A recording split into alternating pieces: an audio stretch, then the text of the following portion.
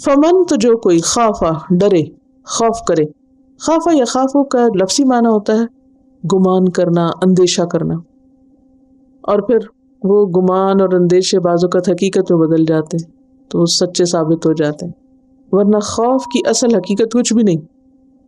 یعنی انسان کا اپنا ہی خیال ہوتا ہے، اور انسان اسی درجے کا ڈرتا ہے جس درجے کا اس کا خیال ہوتا ہے ڈرنے کا. آپ کم ڈرنا چاہیں تو کم ڈریں، زیادہ ڈرنا چاہیں تو زیادہ ڈریں. تو پینک نہیں ہونا چاہیے کبھی. کوئی ڈرنے کی چیز ہو بھی تو اپنے آپ کو سنبھالنا چاہیے، کنٹرول کرنا چاہیے. من موسن وصیت کرنے والے سے، واو صاد یہ اس کا روٹ ہے، موسی تھا اصل میں. جنفن طرفداری. جنف یجنف کا لفظی معنی ہوتا ہے کسی ایک طرف جھک جانا، مائل ہو جانا، کسی ایک کی سائڈ لینا. اور اس کا اپوزٹ ہے حنفن، جس سے حنیف ہے. حنیف کا کیا معنی ہوتا ہے؟ جو یکسو ہو جائے، نہ دائیں جھکے نہ بائیں جھکے، اسٹریٹ فاسٹ، اسٹریٹن. جنفن او اثمن یا گناہ. تو جنف جو ہوتا ہے یہ غلطی سے ہو جاتا ہے، لیکن اسم جو ہے وہ جان بوجھ کے ہوتا ہے.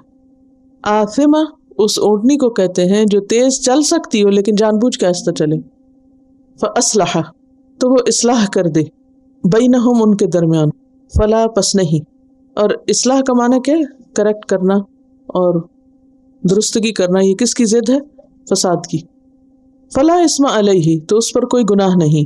ان اللہ بے شک اللہ تعالی غفور بخشنے والا ہے، بہت بخشش کرنے والا ہے، forgiving ہے، رحیم entirely merciful ہے، بہت زیادہ رحم فرمانے والا ہے.